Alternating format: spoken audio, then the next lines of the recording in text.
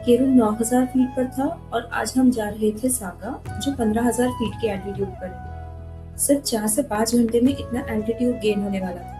हमें बिल्कुल आइडिया नहीं था कि अगले 24 घंटे में हमारी बॉडी के साथ क्या होने वाला है। ये हमारे कैलाश यात्रा का अब तक का सबसे बड़ा चैलेंज था। सुबह केरल में वेदर बहुत ही अच्छा था, लेकिन आज का दिन थोड़ा अलग था क्योंकि आज से हम कंटिन्यूअसली हाई एल्टीट्यूड पर रहने वाले थे। निकलने से पहले हमने ऑक्सीजन सिलेंडर्स ले लिए थे और हमारे नेपाल शेर्पा ने हमें डायमॉक्स लेने का ऑप्शन दिया था। साथ ही बार बार वार्म वाटर पीते रहने की एडवाइस दी। अगर आप भी कैलाश यात्रा प्लान कर रहे हैं तो डायमॉक्स की टाइमिंग और डोसेज अपने गाइड या डॉक्टर की एडवाइस से ही फॉलो करिएगा। सागा में हम 2 नाइट्स रुकने वाले थे, सिर्फ इसलिए ताकि हमारी बॉडी धीरे धीरे इस नए एल्टीट्यूड को एक्सेप्ट कर सके। उस वक्त लगा था कि आइटनरी में 2 दिन फ्री है, लेकिन बाद में समझ आया कि 2 दिन शायद पूरी यात्रा के सबसे इम्पोर्टेंट दिन थे। रास्ते में हमें कैर वाटरफॉल मिला था। इतनी खूबसूरत जगह थी कि हम कुछ देर के लिए बस वहीं रुक गए और नेचर एंजॉय किया।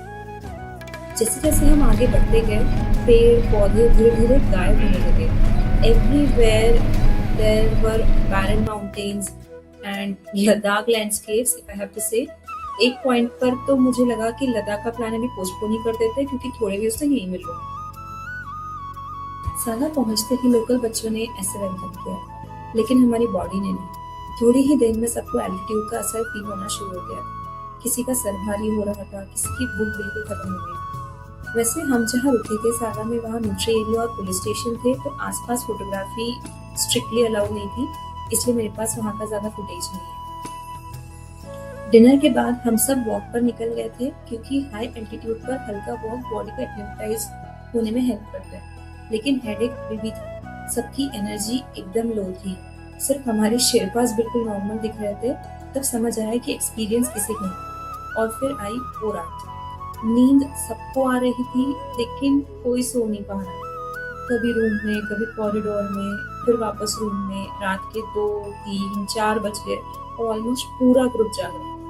सब थक चुके थे, लेकिन कोई सो नहीं पा। उस रात हमने एल्टीट्यूड सिकनेस को पहली बार सच में महसूस किया। 60 साल से ऊपर कुछ यात्रियों को फीवर आ गया, किसी को वॉमिटिंग हो रही थी, किसी का ऑक्सीजन लेवल फिर गिर गया था।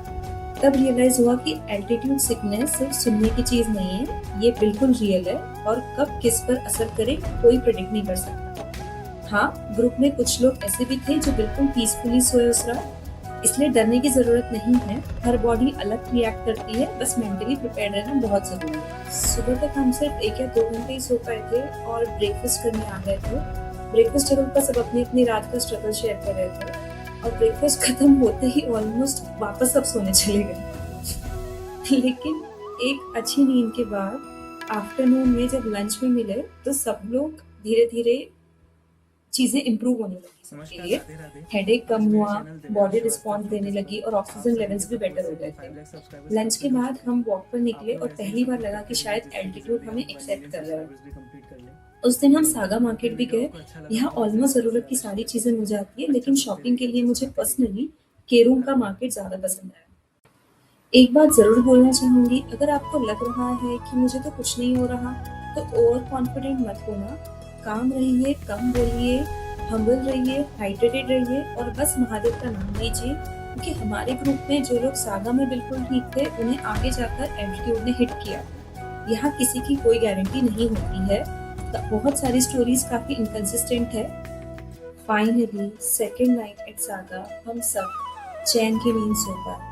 सच कहो तो कैलाश पहुंचने की इच्छा इतनी गहरी थी कि उसी जुनून और जोश और महादेव की कृपा से हमने सागा का ये चैलेंज भी पार कर लिया। यस, चैलेंज वो कंप्लीटेड। उस दिन लगा कि हम सिर्फ सागा नहीं, बहुत बड़ा इम्तिहान पार करके कैलाश के एक कदम और करीब आ गए हैं। और अब दिल में सिर्फ एक ही एक्साइटमेंट थी। अगले दिन हम जाने वाले थे उस जगह जिसका नाम हमने बहुत सुना था, मानसरोवर। वहाँ झील के पास पूजा करना, रात में 2 बजे उसके किनारे बैठना, तारे देखना, उस शांति को महसूस करना। That was one of the best experiences of my life। लेकिन उसे शब्दों में बताना इतना आसान नहीं है। मैं कोशिश जरूर करूँगी। वो कहानी अगले एपिसोड में। हर हर महादेव।